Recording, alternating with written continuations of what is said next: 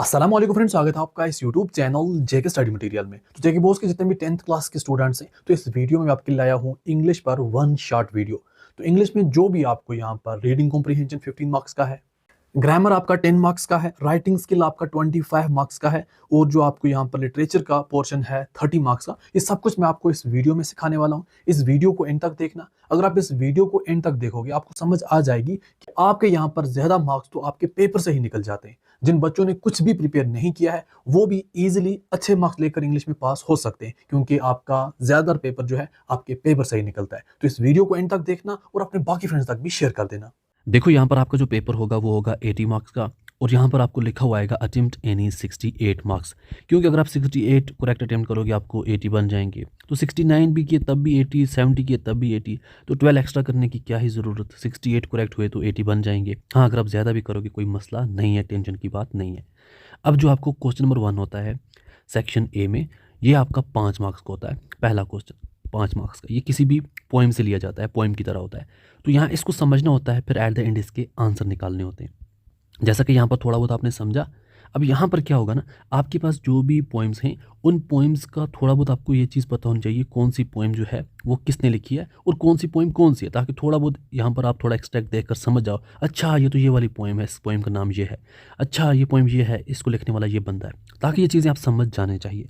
जब आप ये चीज़ समझ जाओगे फिर आप इसके ईजिली आंसर कर पाओगे। क्योंकि कई बार इस एक्सट्रैक्ट में आपको ये पूछा जाता है ये कौन सी पोएम है, पोएम का नाम बताओ, इसको लिखने वाला कौन सा बंदा है वो आप बताओ।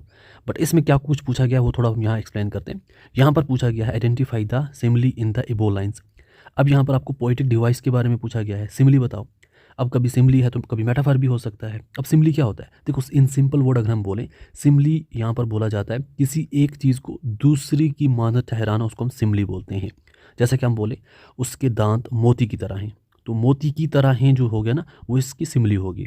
तो यहाँ इंग्लिश में यहाँ पर जो ज़्यादातर यूज़ होता है वर्ड, वो यूज़ होता है एज या फिर लाइक, मतलब उसकी तरह हैं। जो उसकी तरह कोई भी चीज़ होगी उसको हम सिमिली बोलेंगे। हम ढूंढेंगे ऊपर कौन सी चीज़ ऐसी जिसमें लाइक, तो यहाँ पर पहली ही लाइन आ जाती है सिमिली की, like dew how long shall I wait for the first flash of the sun, dew की तरह। तो यहाँ पर एज और लाइक जब भी यूज़ होगा हमारी वो सिमिली होगी। अगर मेटाफर पूछा गया तो मेटाफर किसको बोलते हैं हम, जहाँ डायरेक्ट बोला जाए। जैसा हम यहाँ पर क्या बोलते हैं सिमिली में कि उसके दांत मोती की तरह हैं, ये हो गया मोती की तरह हैं, वो होगी सिमिली। अगर हम बोलें उसके दांत मोती हैं, मोती हैं, डायरेक्ट मोती का नाम दे दिया कि इसके दांत मोती हैं, तो मेटाफर बन जाएगा। तो ऐसा आपको इंग्लिश में ऊपर कोई भी पूछा जाए तो आप बोलोगे मेटाफर। अब उसी हिसाब से आपको सिनोनिम इंटोनिम वगैरह भी पूछे जाते हैं। अब सिनोनिम इंटोनिम तो आपको थोड़ा बहुत यहाँ पोएम से तो निकलेंगे नहीं, इसमें थोड़ी बहुत आपकी इंग्लिश स्ट्रांग होनी चाहिए। जैसे कि फॉरसेकन का क्या मतलब बनता है, तो इसका करेक्ट आंसर ए है। तो इसी हिसाब से तीसरा पार्ट आ जाता है, how does the poet describe his human form. अब ह्यूमन फॉर्म किसने कैसे डिस्क्राइब किया हुआ है, अब ह्यूमन फॉर्म किसने एज अ ह्यूमनिटी, ये है एज अ ह्यूमनिटी इसने डिस्क्राइब किया हुआ है, तो इसका आंसर यहाँ पर आपको मिल जाएगा। ऐसा ही what does the poet fear will wither him, तो इसके बारे में आपको क्या राय है। अब यहाँ पर इसका जो है वो ये आ जाता है trials shame not my human form, तो इसका आपको आंसर मिल जाएगा। फिर लास्ट पे the poet has compared himself with, तो इसने किसके साथ कंपेयर किया है, तो इसने खुद को ड्यू के साथ कंपेयर किया हुआ है। तो इसका यहाँ पर स्टार्टिंग में ही like dew how long shall I wait, dew की तरह मैं कितना वेट करूँ, तो यहाँ पर जो है वो ड्यू आ जाता है। तो पहले 5 मार्क्स आपको पोएम के एक्सट्रैक्ट से मिल जाते हैं। फिर नेक्स्ट के 5 मार्क्स जो हैं आपको एक पैसेज दी जाती है, एट द एंड इसके भी आंसर करने होते हैं। अब यहाँ पर आपने पहले पैसेज नहीं पढ़नी है, टाइम वेस्ट नहीं करना है, डायरेक्टली नीचे जाना है, क्वेश्चन समझना है, फिर ऊपर देखना है कहाँ पर है। The friend was impressed with the dash dash of driver. अब ड्राइवर की किस चीज़ से आपका समझो जो फ्रेंड है वो इम्प्रेस हुआ। थोड़ा ऊपर आप जाओगे, जब यहाँ पर आप ढूंढोगे आपको मिल ही जाएगा। देखोगे फ्रेंड के बारे में क्या है, वेरी इंप्रेस्ड विद, और आ गया कर्टसी, कर्टसी आ गया इसका, तो हम यहाँ पर नीचे जाएंगे कर्टसी लगा देंगे, हो गया इसका आंसर। ऐसे ही सेकंड पार्ट पे गए, द आथर फ्रोज वॉन्डरिंग। अब इसमें से क्या आएगा, अब हम ऊपर वॉन्डरिंग ढूंढेंगे तो उसके बाद क्या चीज़ आती है उसी हिसाब से हम यहाँ पर टिक करते हैं, ढूंढते हैं वॉन्डरिंग वहाँ यहाँ पर कहाँ पे है, क्या आ गया wondering what he had done to stop traffic.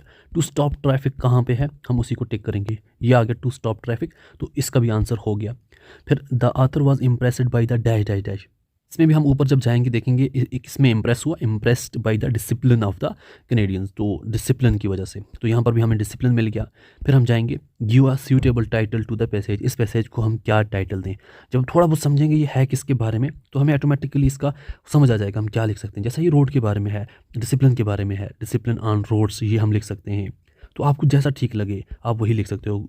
आप कटसी ऑन रोड्स और ट्रैफिक जो भी है, डिसिप्लिन इन कनाडा, जो आपको अच्छा लगे आप वो लिख सकते हो, आपको फुल मार्क्स मिल जाएंगे। तो यहाँ के 5 मार्क्स भी रेडी हो गए। 5 और 5 कितने हो गए? 10 मार्क्स। अब आपको तीसरा जो क्वेश्चन होता है ना, वो आपको इमेज बेस्ड होता है। कोई भी आपको इमेज दी जाती है, उस इमेज को समझना होता है, फिर एट द एंड उसके आंसर करने होते हैं। तो बहुत ही आसान होता है। जैसा कि अगर हम देखें यहाँ पर ये दिया गया, इसकी मैं विद एग्जांपल और भी इमेज दूंगा, थोड़ा आपको क्लियर हो जाए। Who has played the largest role in your success. तो थोड़ा बहुत ये दिया हुआ है किसका, आपकी सक्सेस में सबसे ज़्यादा रोल किसका है, ये उसका बना हुआ है। फैमिली एंड फ्रेंड का 60%, माई सेल्फ का 20%, टीचर का 15%, गार्ड का 5%, ये इसने बनाया हुआ है। अब हम नीचे क्वेश्चन करेंगे, who is the role model with least percentage. Least percentage में कौन है यहाँ पर? लीस्ट परसेंटेज में इसने 5% गार्ड रखा है। How many student have family and friend as their role model. तो यहाँ पर कितनों की कौन है? फैमिली और फ्रेंड। फैमिली और फ्रेंड कितने हैं? यहाँ पर आ जाते हैं 60%। फिर उसके बाद आ गया, what is the total percentage of students whose role model are teachers and guard. Total percentage बतानी है जिनका रोल मॉडल कौन है? टीचर्स और गार्ड हैं। टीचर्स और गार्ड, टीचर 15%, गार्ड 5%, 15 + 5 हो गया 20%। इसका आंसर आ जाएगा 20%। बीच में कोई एक ऐसा क्वेश्चन होगा जिसका थोड़ा बहुत आपने खुद की वर्डिंग में ही कुछ ना कुछ थोड़ा बहुत बनाना है, तो उसका आंसर यहाँ पर इसी को समझ कर आपने इसका आंसर बना देना है। अब यही जो इमेज बेस्ड क्वेश्चन एक और हम देखते हैं किसी और पेपर से, थोड़ा आपको और क्लियर हो जाएगा। यहाँ पर ऐसी भी हो सकता है आपका तीसरा पैसेज वगैरह, पैसेज बेस्ड क्वेश्चन जो होता है इमेज वाला। तो जैसा कि यहाँ पर आपको ये वाला इमेज दिया हुआ है, इस इमेज को समझ के आपने नीचे आंसर करना होता है। जैसा कि यहाँ पर क्या है, what is the name of the book shop advertise. जो ऊपर एडवर्टीज हुई उस बुक शॉप का नाम क्या है? हम ऊपर देखेंगे ONU बुक सेंटर। इस बुक्स यहाँ पर क्या नाम है? ONU book centre. यहीं हमें आंसर मिल गया। फिर ऐसा ही, how much rebate is given on the best seller books. Best seller books पर कितना यहाँ पर डिस्काउंट है? 30% डिस्काउंट ऑन बेस्ट सेलर। तो बेस्ट सेलर पर 30% डिस्काउंट है। ऐसे आपने समझना है। The students are offered a discount of, students को कितना डिस्काउंट मिल रहा है? 40% डिस्काउंट फॉर स्टूडेंट्स। 40% डिस्काउंट है। इस तरीके से आपने यहाँ पर समझनी है चीज़ों को, इस क्वेश्चन को इस तरीके से आपने करना है। यहाँ पर आपके 15 मार्क्स कंप्लीट हो गए। ठीक है, बहुत ही आसान थे। आई होप आपको ये चीज़ें समझ आ गई होंगी कितना सिंपल था। और नेक्स्ट स्टार्ट हो जाता है ग्रामर का पोर्शन। अब देखो, ग्रामर में जो आपको पहला क्वेश्चन होता है ना, आपको फिल इन द ब्लैंक्स दी जाती हैं, वो आपने फिल करनी होती है। ठीक है, अब यहाँ पर आपको क्या कुछ हो सकता है? यहाँ पर आपको आर्टिकल्स भी हो सकते हैं, मॉडल्स भी हो सकते हैं, रिलेटिव प्रोनाउन भी हो सकते हैं, कुछ भी पूछा जा सकता है। बट यहाँ पर इसने क्या बोला है? इसने बोला है फॉर्म्स ऑफ वर्ब। क्वेश्चन में आपको होगा fill in the blank, but आपके ग्रामर जो आपका सिलेबस उसमें ये चीज़ें मेंशन है कि आपको हो सकता है आर्टिकल के बारे में पूछे, मॉडल के बारे में पूछे, रिलेटिव प्रोनाउन के बारे में पूछे, या वर्ब्स तो है ये। अब यहाँ पर जो आपको क्वेश्चन पूछा है कि पहले आपने समझना है कि हमने किस चीज़ के बारे में फिल करना है। तो फॉर्म्स ऑफ वर्ब की बात हुई है, इसका मतलब हमने वर्ब्स वगैरह कुछ समझने। अब यहाँ पर देखो, जो आपका ग्रामर है, 1 महीना भी अगर हम पूरा कंटिन्यू पढ़ेंगे ना, उसके लिए कम है। बट हम यहाँ पर थोड़ा ट्रिक्स समझेंगे किस तरीके से क्या कुछ करना है, ताकि थोड़ा ट्रिक्स से ही हमें यहाँ पर कुछ ना कुछ समझ आ जाए। अब सबसे पहले हमने जो यहाँ पर मैसेज दी हुई है, पैसेज दी हुई है, थोड़ा बहुत टेक्स्ट लिखा हुआ है, इसमें ये चीज़ समझनी है ये किसके बारे में लिखा हुआ है, कब के बारे में लिखा हुआ है। जैसा कि अब स्टार्टिंग से ही बात हुई येस्टरडे, आपने थोड़ा पढ़ना है, देखना है किसके बारे में। जैसा मुझे यहीं से पता चल गया येस्टरडे, ये पास्ट की बात हो रही है, कल की बात हो रही है। जब कल की बात होगी, जो गुजर गया, गुजरे हुए ज़माने को हम पास्ट बोलते हैं। अभी प्रेजेंट की बात हो रही कि आज अभी ये हुआ, तो इसका मतलब प्रेजेंट की बात हो रही है। फ्यूचर की बात अगर होगी कि टुमारो में ये करूँगा, जो उस दिन में ये करूँगा, तो इसका मतलब वो फ्यूचर की बात होगी। तो इन चीज़ों को यहाँ पर समझना है, जब भी आपसे हमने यहाँ पर पूरा यहाँ पर मैनेज करना है। तो थोड़ा यही मेन आपकी यहाँ पर ट्रिक्स वगैरह आ जाएंगी। ठीक है, अब जैसा कि अगर यहाँ पर हमें आर्टिकल्स वगैरह फिल करने हुए, तो हमें वो चीज़ भी देखनी है, समझनी है। पहले थोड़ा हम अगर वर्ब्स को देखो कैसे समझेंगे। येस्टरडे की बात हो रही है, पास्ट की बात हो रही है, तो हमें यहाँ पर जो भी वर्ब्स फॉर्म दी गई हैं, इनको हमने कोशिश क्या करना है? पास्ट बनाने का कोशिश करना है कि हमें ये क्या बन सके, हमें पास्ट बन सके। अब पास्ट कैसे बनेगा? सिंपल बात समझना। जैसा यहाँ पर आई डैश डैश गो, अब यहाँ पर गो का ही पास्ट फॉर्म हमने समझना है, क्योंकि येस्टरडे की बात हो रही है, तो गो का पास्ट फॉर्म क्या आएगा? क्योंकि हमें फ्यूचर तो प्रेजेंट तो है नहीं, हम गो का इस्तेमाल करें, तो यहाँ पर वेंट आ जाएगा। गो की पास्ट फॉर्म वेंट आ जाती है, तो यहाँ पर आ जाएगा गो की जगह वेंट। तो ये फिर आगे गया से की पास्ट फॉर्म आ जाएगी सैड, SAID सैड, तो यहाँ पर सैड आ जाएगा। फिर ऐसे कंटिन्यू करेंगे, I reach there his friends be. अब बी जो होता है, बी होता है is am are, is am are होता है। अब बी की जगह हम यहाँ पर पास्ट यूज़ करेंगे, इज़ की जगह हम वाज यूज़ करते हैं। अगर फ्रेंड्स किसी और की बात हो रही है, हम उसको क्या बोलते हैं? इज़ की जगह इस्तेमाल करते हैं, तो इज़ की जगह हमें वाज इस्तेमाल करेंगे। तो एम की जगह भी हम वाज यूज़ करते हैं, आर की जगह हम वेयर यूज़ करते हैं, क्योंकि ये प्लूरल आ जाता है। तो यहाँ पर आ जाएगा वाज हिज फ्रेंड, ये फ्रेंड्स है, फ्रेंड्स की जगह हम वेयर यूज़ करेंगे। ठीक है, क्योंकि फ्यूचर ये प्लूरल में है। फ्रेंड्स हम वेयर यूज़ करेंगे, वाज नहीं करेंगे, were. His friends were also present here, तो यहाँ पर ये पूरा पास्ट की एक पैसेज बन गई। हमें यहाँ पर पूरे मार्क्स के यहाँ पर जो भी हैं पूरे मार्क्स मिल जाएंगे। तो यहाँ पर इतना कोई मसला नहीं है, टेंशन की बात नहीं है, तो यहाँ आपका मसला हल हो जाएगा।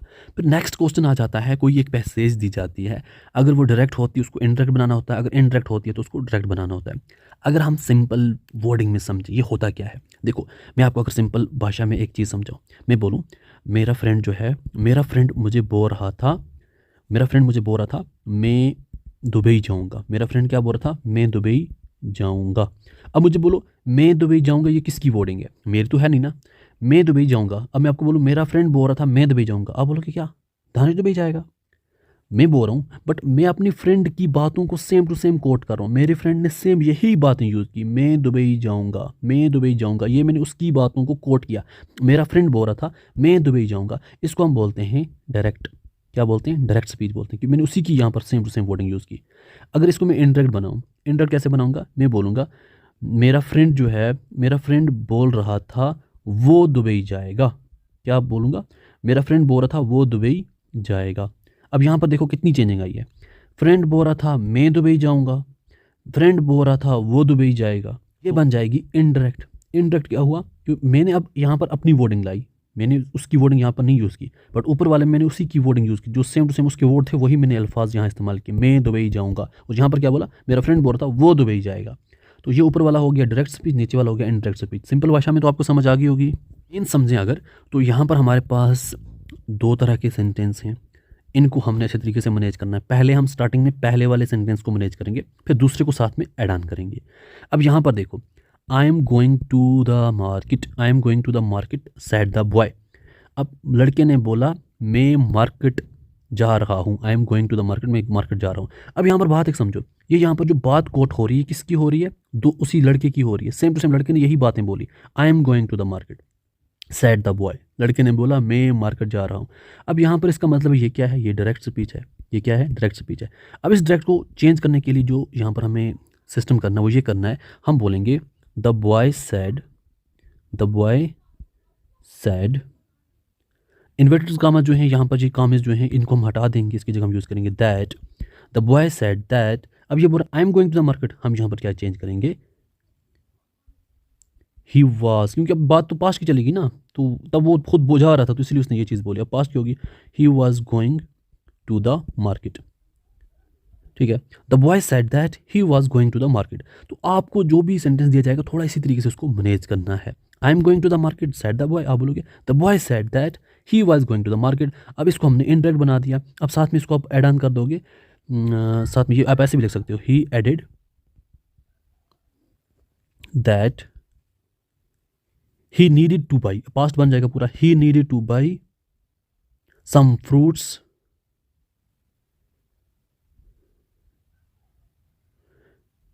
एंड साथ में ये जो है, साथ में उसने मुझे ये क्वेश्चन पूछा था, do you want to come with me. अब यहाँ पर मैं तो उसकी वर्ड मत यूज़ करूँगा, अब मैं अपनी यूज़ करूँगा, तो साथ में बोलेंगे and ask it if I want to go with him.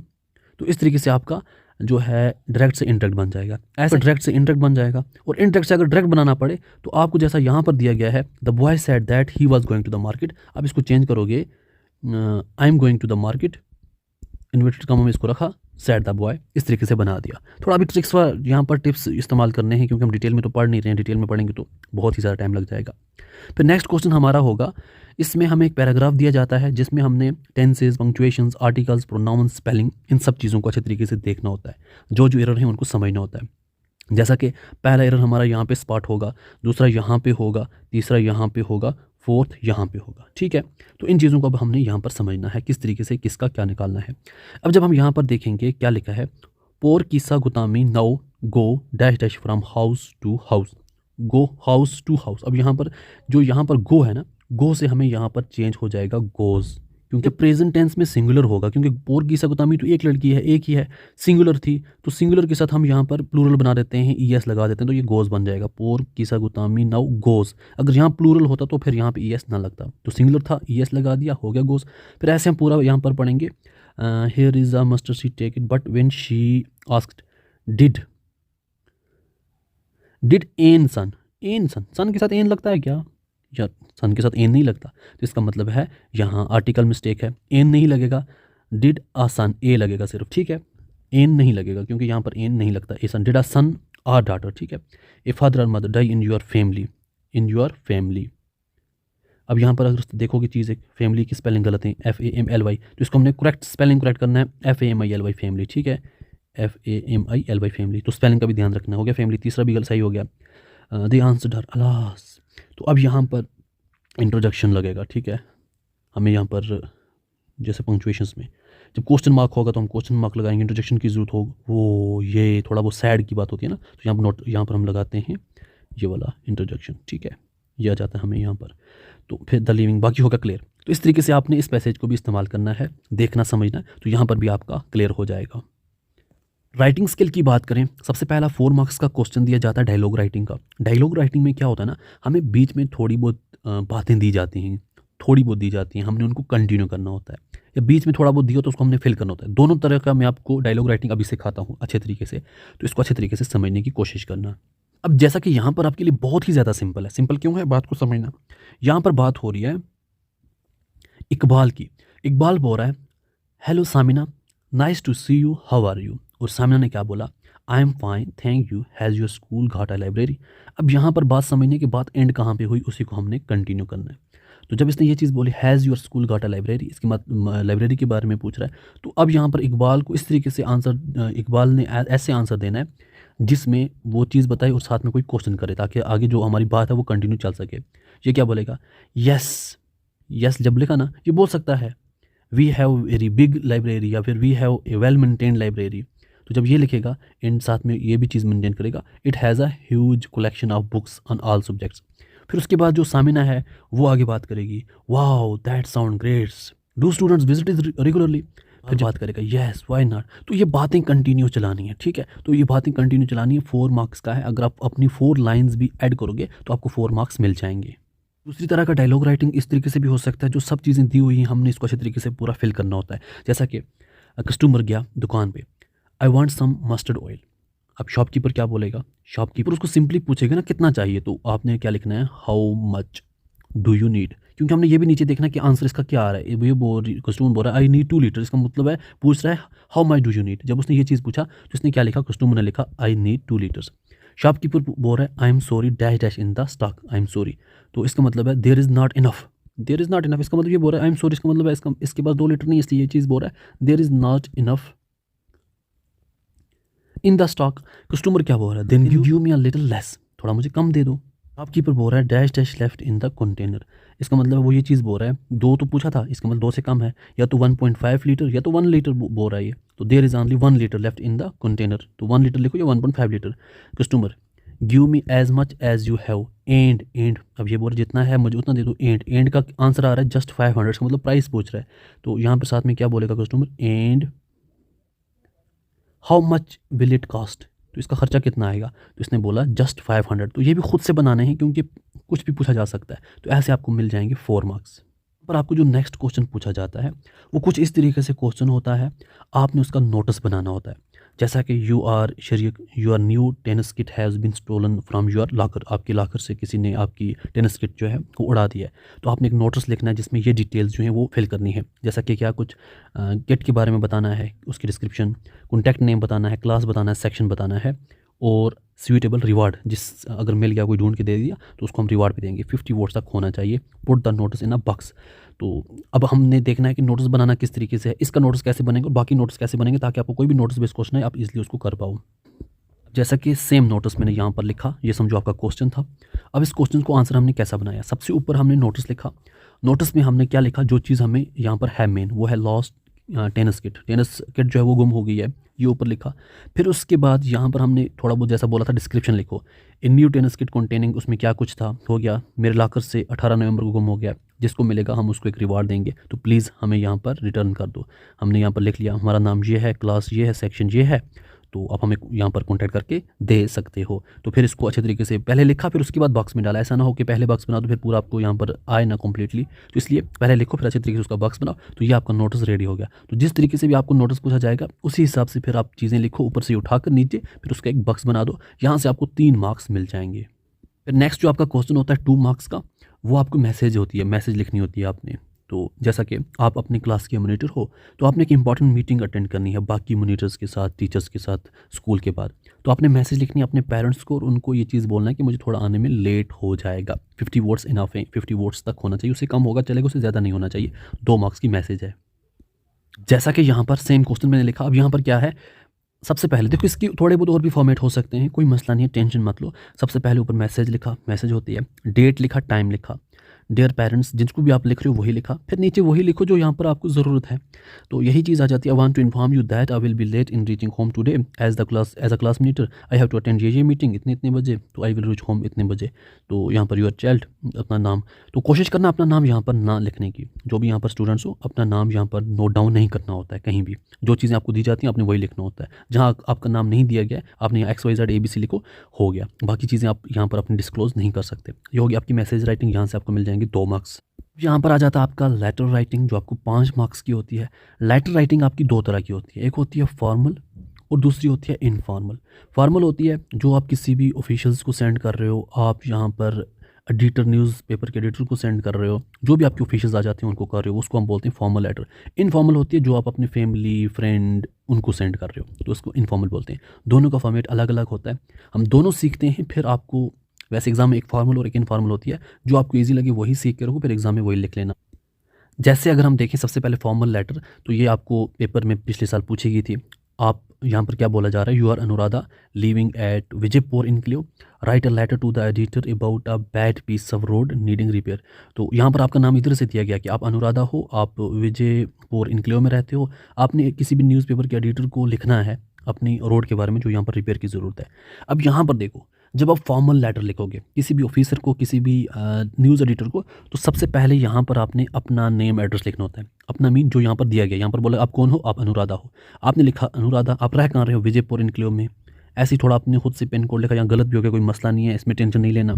फिर यहाँ पर डेट लिखी, यहाँ पर जिसको लिखना होता है, जैसा कि यहाँ पर हमें बोला गया था आप एडिटर को लिखो, हम लिखेंगे the editor daily news Jammu, क्योंकि बात जम्मू की हो रही तो हम जहाँ पर जम्मू डाल देंगे। तो ये हो गया यहाँ तक। ऐसे ही आपको अगर बोला गया आप ये हो, आप अपना लिखो, डेट लिखो। यहाँ पर आपको बोला गया किसी ऑफिसर को लिखो, तो वहाँ उसी ऑफिसर का यहाँ पर एड्रेस लिखना है, the dash dash the commissioner, ये वो। तो यहाँ आपका हो गया ये वाला क्लियर। फिर उसके बाद सब्जेक्ट, सब्जेक्ट मीन ज़रूरत किस चीज़ की है, सब्जेक्ट ज़रूरत है हमारे पास repair of damage road in Vijaypur enclave. फिर सर, यहाँ पर आपने इसकी बॉडी बना देनी है, ठीक है, जिम में जाके नहीं, ऐसी बॉडी बनानी है घर में बैठ के।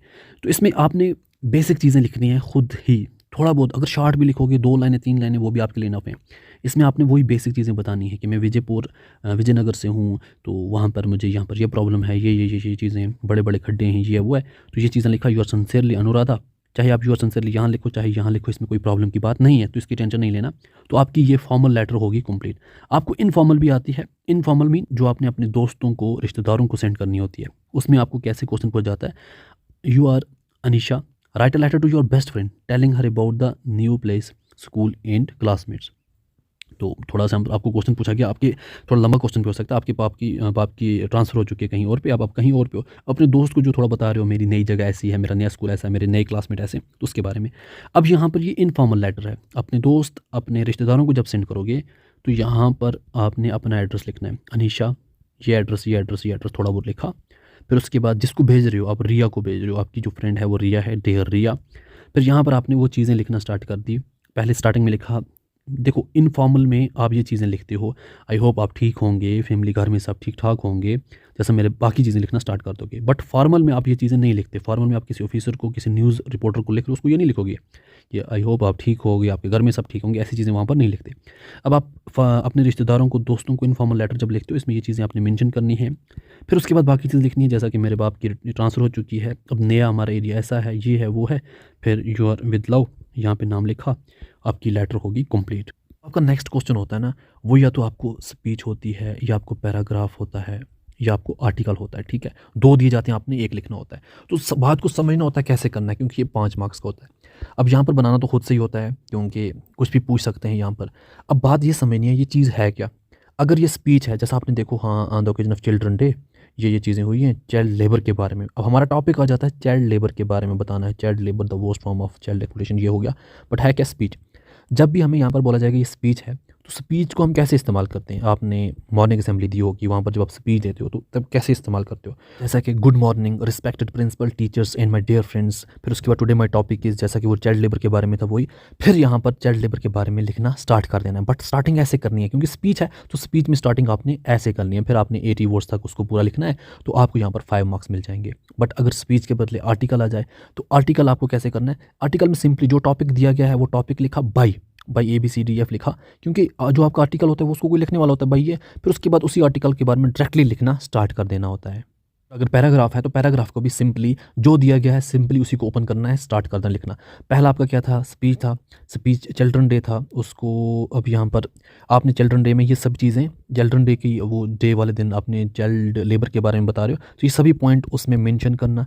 जैसा कि यहाँ पर बहुत ही ज़्यादा आसान है। स्टार्टिंग जब आप करोगे, जैसा मैंने आपको बोला स्पीच को कैसे स्टार्ट करते हैं वो लिखा स्टार्टिंग में। फिर उसके बाद लिखा my topic is child labour the worst form of ये।